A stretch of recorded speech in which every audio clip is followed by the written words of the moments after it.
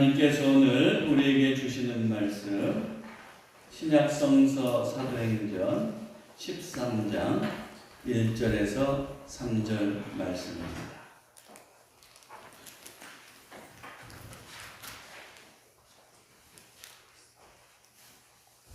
화면이 좀 의자가 좀. 자, 이 계시의 말씀을 봉독할 때에 살아계신 하나님의 음성을 들으시기를 기원합니다. 안디옥 교회에 선지자들과 교사들이 있으니 곧 바나바와 니게르라 하는 시므온과 구레네 사람 루기오와 분봉왕 헤롯의 젖동생 마나엔과 및 사울이라. 주를 섬겨 금식할 때에 성령이 이르시되 내가 불러 시키는 일을 위하여 바나바와 사울을 따로 세우라 하시니 이에 금식하며 기도하고 두 사람에게 안수하여 보내니라. 아멘.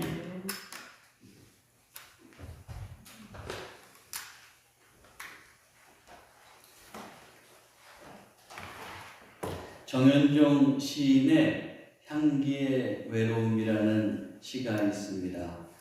제가 한번 읽어드리겠습니다. 방 안에서 무슨 향기가 나는 듯도 하여 둘러보다가 며칠 전에 핀 5송이 흰난 가까이 코를 가져간다. 거기서 나는 것이었는데 모르고 있었으니 향기는 외로운 것이다. 모든 향기는 외로운 것이다. 아무도 모르게 풍기고 있다가 소리 없고 자취 없어 지극하여 화심도 세계도 웅숭 깊다가 알려지니 더 외롭다. 모든 남 모르는 향기여 꽃이든 마음이든 향기의 외로움이요. 시인은 향기가 외로운 것이라고 지금 표현하고 있습니다. 왜냐하면 이 향기가 나고 있는데 소리도 없고 자취도 없어서 사람이 알아채지 못할 때가 있기 때문입니다. 그러나 꽃에서 향기가 나는 한 언젠가는 누군가가 그 향기를 맡고 행복해할 것입니다. 여러분, 그리스도인들도 향기로운 사람이 되어야 합니다. 그리스도인이 그저 구원받은 것에 만족하는 것으로 끝나는 것이 아니라 존재의 향기를 풍기는 사람이 되어야 합니다. 비록 사람들이 그 향기를 몰라준다고 할지라도 향기로운 사람이 되어야 해요. 그것을 외로워하지 마십시오. 언젠가는 그 향기를 맡을 것이기 때문입니다. 또한 사람들은 몰라도 하나님은 그 향기를 받으실 것이기 때문입니다. 교회 또한 마찬가지입니다. 향기로운 교회가 되어야 합니다. 하나님 보시기에 향기로운 교회가 될 때 하나님은 그 교회를 기쁘게 받으시고 또 그 교회를 사용하실 것입니다. 사도행전에 보면 하나님께 쓰임받는 교회가 크게 두 교회가 나옵니다. 사도행전 전체의 내용은 사도행전 1장 8절 말씀을 성취해 가는 과정이라고 할 수 있습니다. 1장 8절 보면 오직 성령이 너희에게 임하시면 너희가 권능을 받고 예루살렘과 온 유대와 사마리아와 땅끝까지 이르러 내 증인이 되리라 하시니라. 이렇게 기록되어 있습니다. 첫째로 사도행전 1장에서부터 7장까지는 예루살렘에 복음이 증거되는 것을 기록하고 있습니다. 오순절 다락방에서 성령이 예루살렘에 있는 그 120명의 제자들에게 임했을 때 그들은 이제 방언을 하게 됩니다. 그러면서 담대하게 복음을 전합니다. 그래서 베드로가 복음을 전했을 때 한 번에 3,000명, 한 번에 5,000명의 사람들이 회개하고 예수 그리스도를 믿었습니다. 그러면서 이렇게 예루살렘 교회가 아주 기하급수적으로 성장하는 것을 볼 수가 있죠. 두 번째로 사도행전 8장에서 12장까지는 이제 온 유대와 사마리아에 복음이 증거되고 있는 내용을 기록하고 있습니다. 빌립이 사마리아에 복음을 전했습니다. 또 사마리아에도 복음이 들어갔다는 소식을 듣고 예루살렘 교회에서 이제 베드로와 요한을 이제 파송하죠. 그래서 가보니까 정말 믿고 있는데 아직 성령을 받지 못해서 그들에게 성령을 받도록 합니다.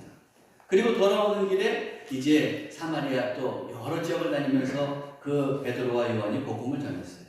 더불어서 베드로는 이제 유대의 여러 지역을 다닙니다. 루다를 비롯한 여러 지역을 다니면서 복음을 또 전했습니다. 그리고 세 번째로 사도행전 13장에서부터 마지막 장 28장까지는 이제 땅끝까지 복음이 증거되는 이야기를 기록하고 있습니다. 이렇게 사도행전 1장 8절에서 예수님께서 하신 말씀이 온 예루살렘과 온 유대와 사마리아 땅끝까지 내 증인이 되리라고 하신 그 말씀이 이루어지고 있는 것, 성취되고 있는 것이 사도행전이라고 볼 수가 있습니다. 그런데 여기서 우리가 하나 기억해야 될 것이 있습니다. 저는 앞에서 사도행전에 쓰임받는 두 교회가 있다고 그랬어요. 그 교회가 어떤 교회냐? 사도행전 1장에서부터 12장까지는 예루살렘 교회를 중심으로 해서 이제 예루살렘과 사마리아와 온 유대에 복음이 증거되는 것을 우리가 볼 수가 있어요.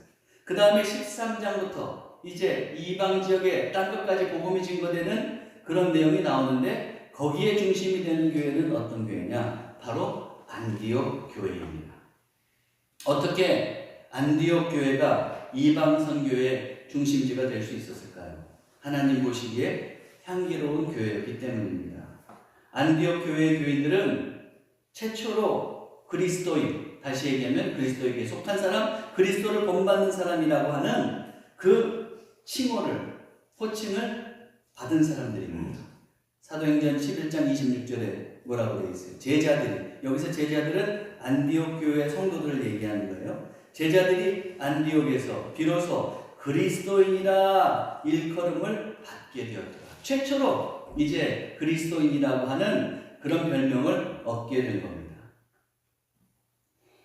또한 안디옥 교회는 이렇게 그리스도라고 하는, 그리스도인이라고 하는 그런 별명을 얻었을 뿐만 아니라 일치의 공동체이기도 했어요. 오늘 1절 말씀 보면 뭐라고 되어 있어요? 안디옥 교회에 선지자들과 교사들이 있으니 곧 바나바와 니게르라 하는 시므온과 구레네 사람 루기오와 군봉왕 헤롯의 젖동생 마나엔과 및 사울이라. 자, 여기에 5사람이 나타나고 있습니다. 이 사람들은 다 태어난 것도 다르고 신분도 다양하고 피부색도 달랐습니다. 그럼에도 불구하고 삼위일체 하나님을 중심으로 한 믿음으로 일치하고 있었습니다. 이것이 우리가 이제 지난주에 살펴본 내용이기도 합니다. 계속해서 안디옥 교회는 교회로서 어떤 모범적인 특징을 가지고 있었는지 저는 오늘 본문을 통해서 2절, 3절을 통해서 또 살펴보려고 합니다. 안디옥 교회는 더불어서 어떤 특징이 있었느냐? 하나님의 뜻을 구하는 공동체였습니다. 2절을 보면 주를 섬겨 금식할 때에 성령이 이르시되 내가 불러 시키는 일을 위하여 바나바와 사울을 따로 세우라 하시니. 지금 안디옥 교회는 주님을 섬기고 금식했다 그랬습니다. 주를 섬겼다는 것은 무슨 말일까요? 이 구절을 세번역으로 보면 이렇게 기록하고 있어요. 그들이 주님께 예배하며 금식하고 있을 때. 그러므로 여기서 섬긴다고 했을 때는 그것은 예배를 뜻하는 것을 알 수가 있어요. 영어에서도 보통 그렇게 쓰죠. serve라고 쓰면은 어떻게 됩니까? 섬긴다는 뜻도 되지만 예배한다는 뜻도 되잖아요. 그것과 마찬가지로 이제 헬라어 단어에서도 여기서 섬긴다는 것은 지금 예배한다는 것을 의미합니다. 근데 그렇게 예배하고 금식했다 그랬어요. 금식했다는 것은 다시 얘기하면 금식기도 했다는 겁니다. 결론적으로 이들은 예배하고 금식기도를 하고 있었습니다. 근데 여기서 우리가 주목해 봐야 될 것은 이들이 금식기도 했다는 거예요. 왜 금식기도를 했을까요? 보통 우리는 금식기도를 언제 하게 됩니까? 먼저 절박한 일이 있을 때, 긴급한 일이 있을 때 아주 그 절박한 마음으로 금식기도를 하게 되죠. 그렇다면 안디옥 교회가 예배하고 특별히 금식기도하고 했다고 그랬는데 그 금식기도하는 이유는 무엇이었을까요? 결론적으로 얘기하면 안디옥 교회는 자신의 교회를 향한 하나님의 뜻을 알고 싶었기 때문에 한 것입니다. 안디옥 교회는 최초의 이방인 교회였습니다. 안디옥 교회가 세워지기 전까지는 대부분의 기독교인들은 복음 전도의 대상을 누구라고 생각했냐면 유대인이라고 생각했어요. 이방인, 헬라인은 복음의 전도의 대상에서 제외되어 있다고 그렇게 생각했습니다. 그런데 몇몇 사람이 안디옥에서 이방인에게도 복음을 전했죠. 그게 우리가 지난번에 살펴본 사도행전 11장 19절에서 21절 말씀입니다. 그때에 스데반의 일로, 스데반이 핍박을 받았던 그 일을 얘기하는 거예요. 순교했던 그 일로 일어난 환난으로 말미암아 흩어진 자들이, 그래서 예루살렘 교인들이 다 흩어지죠. 베니게와 구브로와 안디옥까지 이르러 유대인에게만 말씀을 전하는 거예요. 이렇게 유대 땅을 넘어서 다른 이방 지역에 가서 복음을 전하는데 거기에 흩어져 있던 유대인에게만 복음을 전했다 이거예요. 그런데 그 중에 구브로와 구레네 몇 사람이, 구브로와 구레네 출신 몇 사람이 어떻게 했습니까? 안디옥에 이르러서 헬라인에게도 말하여 주 예수를 전파하니 주의 손이 그들과 함께 하심에 수많은 사람들이 믿고 주께 돌아오더라. 그런데 구브로와 구레네 몇 사람이 안디옥에서 헬라인에게도 복음을 전한 거예요. 그런데 이게 웬일이에요? 그 사람들이 복음을 받아들이고 그러면서 믿는 사람들이 많아진 거예요. 그러면서 안디옥 교회가 세워졌습니다. 기독교인이 된 안디옥 교회 교인들은 하나님의 은혜에 참으로 감사했을 겁니다. 거저받은 은혜를 갚아야 되겠다고 생각했을 거예요. 그래서 그들은 하나님께 어떻게 하는 것이 정말로 은혜를 갚는 거고 하나님의 뜻인지를 알기 위해서 어떻게 하느냐? 금식하면서 기도했던 겁니다. 그 결과 이방 지역에 바나바와 사울을 이제 선교사로 보내라는 그런 성령의 지시를 받게 된 겁니다. 그것이 바로 오늘 2절 말씀이었던 거예요. 앞에서도 말씀드렸듯이 금식 기도는 절박한 일이 있을 때 보통 간절하게 하는 기도라고 그랬죠. 그런데 안디옥 교회 교인들은 자신의 교회를 향한 하나님의 뜻이 무엇인지를 알기 위해서 금식 기도를 했어요. 안디옥 교회 교인들이 하나님의 뜻을 구하기 위해서, 분별하기 위해서 금식 기도를 했다는 게 얼마나 숭고한 일입니까? 안디옥 교회 교인들은 그저 자신들의 필요만, 그 필요를 위해서만 기도한 것이 아니라 하나님의 뜻을 알기 위해서 금식하며 기도했습니다. 여기서 우리의 기도 생활을 한번 돌아볼 필요가 있습니다. 우선 여러분은 요즘 기도하고 계십니까? 매일 기도하고 계십니까? 매일 기도하시리라고 믿습니다. 예, 잘하고 계신 거예요. 자, 그렇게 하고 있다면 과연 무엇을 위해서 기도하고 있습니까?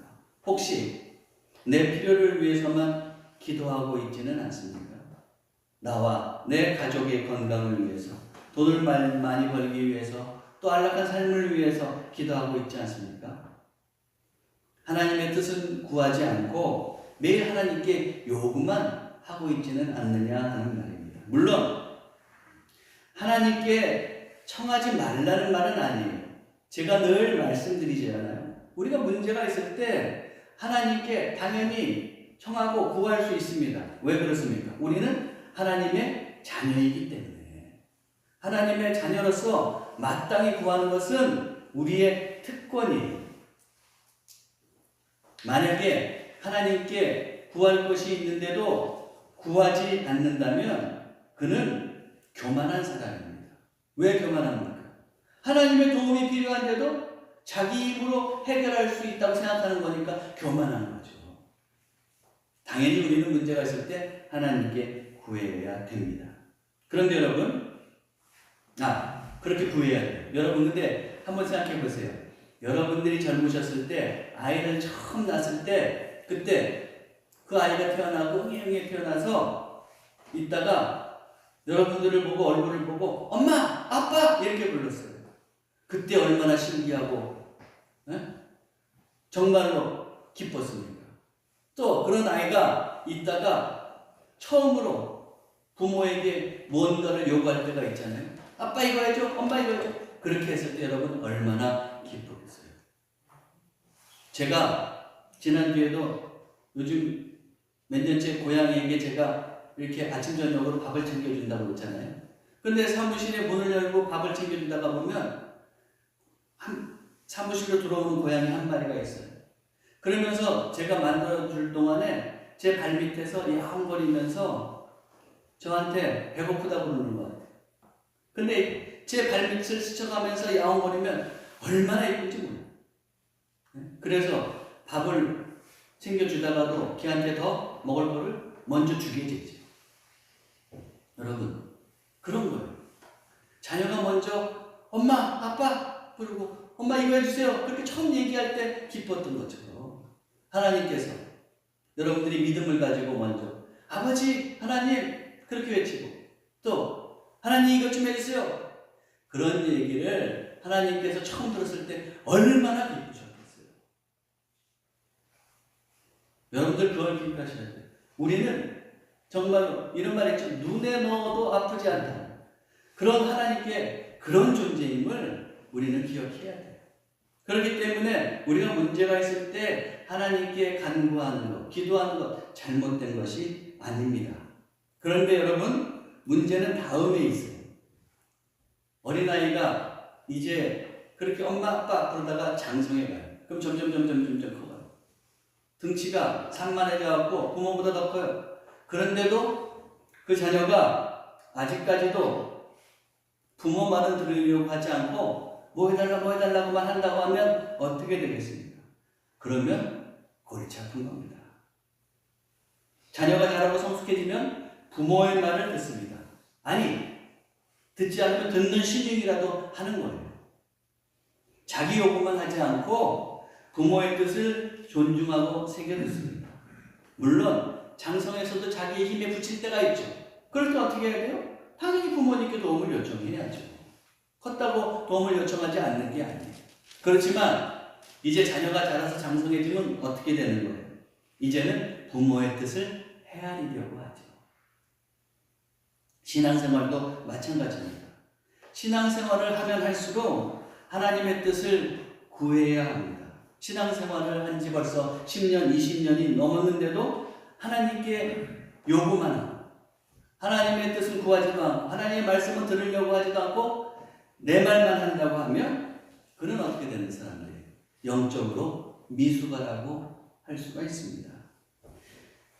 현재 여러분의 기도는 어떤 기도입니까? 어떻게 기도하고 계십니까?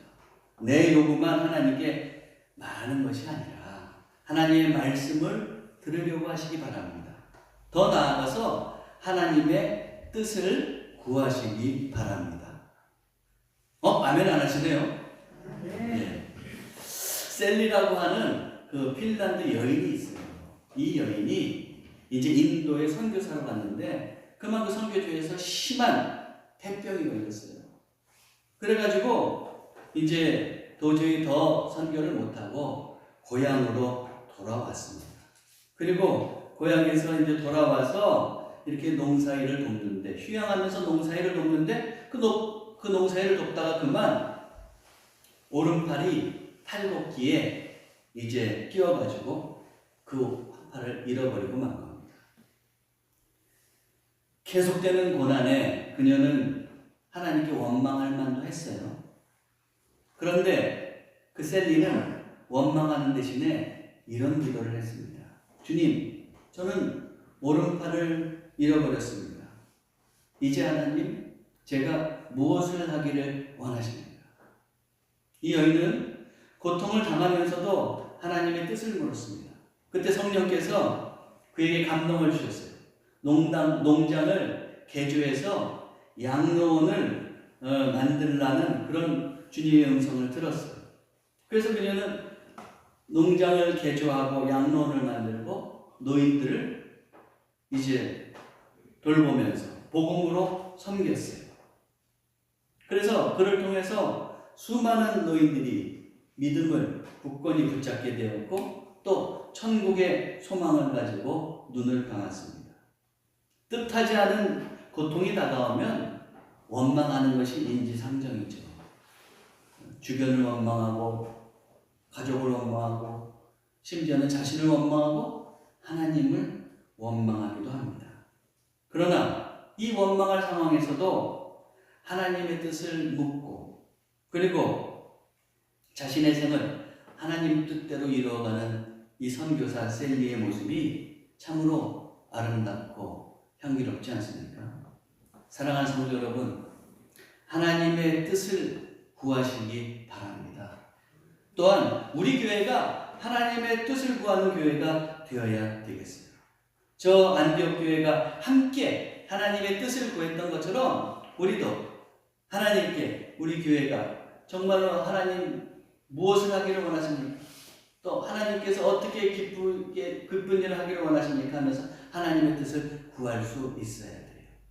우리는 제가 주보에 늘 이제는 들꽃 공동체 합심 기도 제목을 적어놓고 있습니다. 매주마다 조금씩 변하고 있는데 이번 주에 전일교회를 위한 기도 제목 중에 첫 번째가 하나님의 뜻을 따르게 하옵소서, 이런 기도 제목이 있어요. 여러분, 우리 교회가 하나님의 뜻을 따를 수 있도록 여러분들이 또한 기도해 주셔야 되겠습니다. 모쪼록 사랑하는 성도 여러분, 하나님의 뜻을 구하고 분별하며 그 뜻대로 살아가시기를 바랍니다. 다음으로 안디옥 교회는 또 어떤 공동체였느냐? 순종의 공동체였습니다.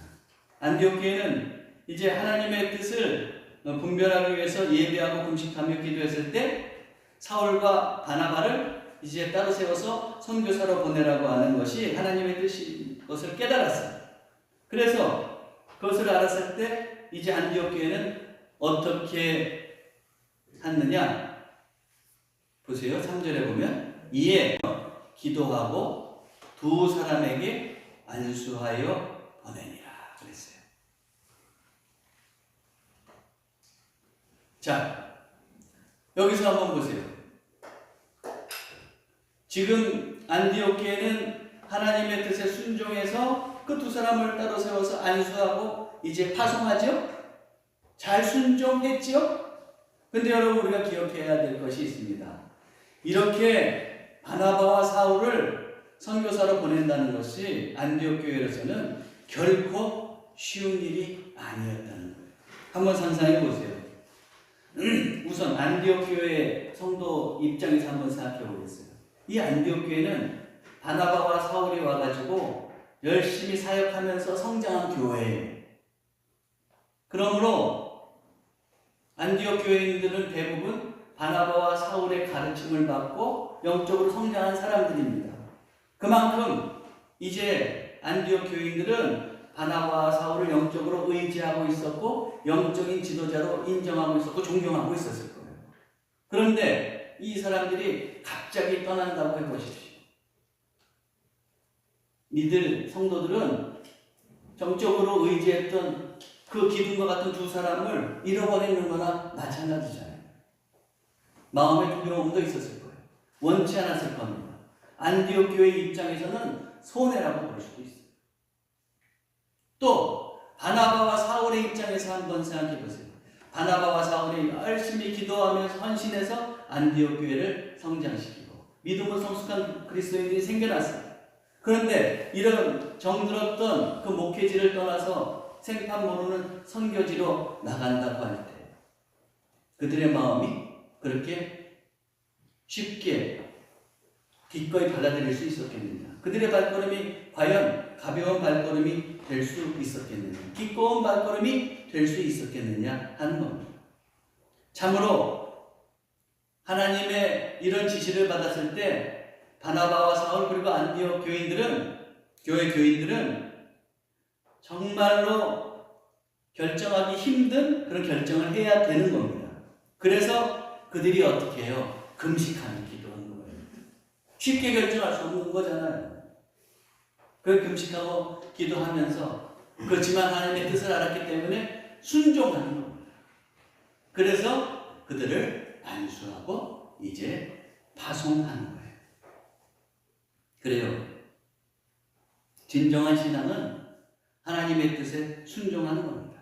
오늘날 우리도 안디옥 교회의 순종을 배워야 합니다.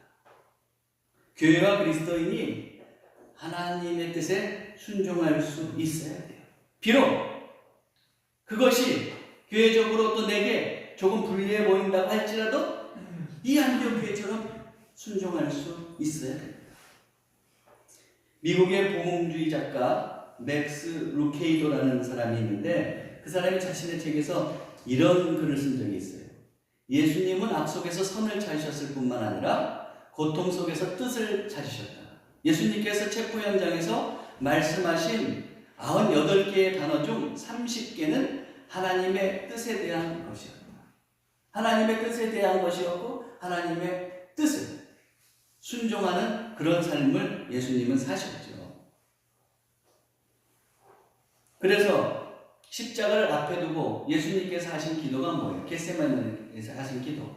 내 아버지여 만일 할만하시거든 이 잔을 내게서 지나가게 하옵소서. 그러나 나의 원대로 마시옵고 아버지의 원대로 하옵소서. 또 두 번째 어떻게 기도하셨어요? 아버지여 만일 내가 마시지 않고는 이 잔이 내게서 지나갈 수 없거든 아버지의 원대로 되기를 원합니다. 이 기도를 또 두 번, 세 번째 이렇게 하셨어요. 십자가를 진다면 예수님은 크나큰 고통을 겪게 되고 죽음에 이르게 되는 겁니다. 하나님의 뜻인 십자가를 진다는 것은 예수님에게 있어서 최고로 불리한 일이었습니다. 그럼에도 불구하고 예수님은 아버지의 원대로 하시라고 그렇게 기도하고 그 길을 따라갔어요. 예수님은 성부 하나님의 뜻에 순종했습니다. 우리도 예수님을 본받아서 하나님의 뜻에 순종할 수 있어야 됩니다. 오늘날 한국의 교회 또 그리스도인이 종종 손가락질을 받는 경우가 있습니다. 왜 그런 일이 벌어지겠습니까? 물론 가까이 가보면 무슨 사정이 있었을 거예요. 그러나 많은 경우 하나님의 뜻에 순종하지 않기 때문에 그런 불미스러운 일들이 일어나는 겁니다.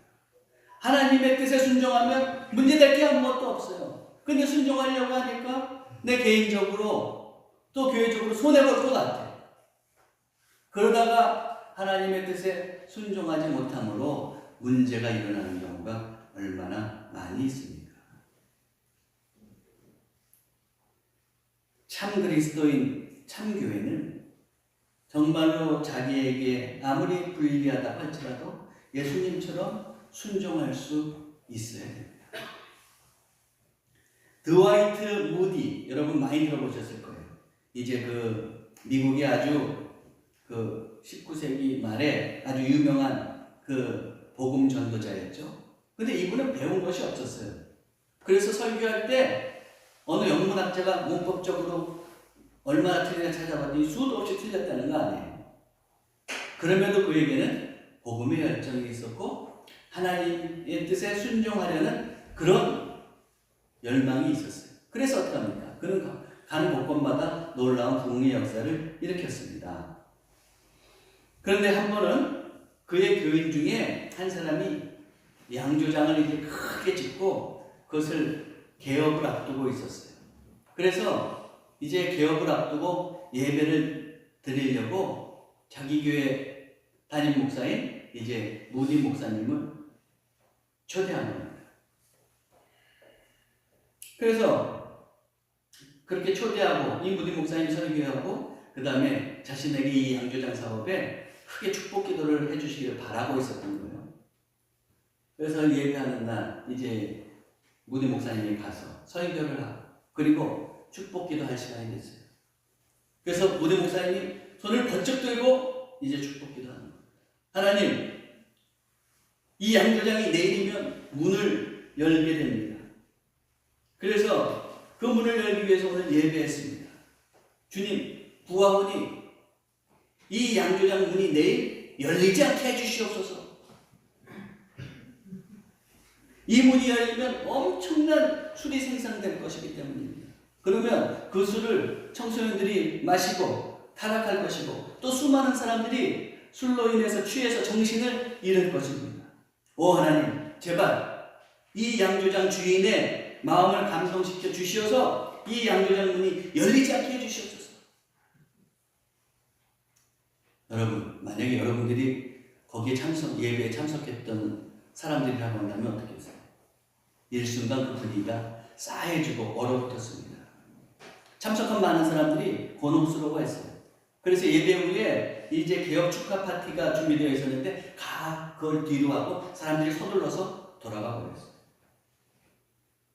양조장 주인은 분을 사귈 수가 없었습니다. 표현을 못했지만.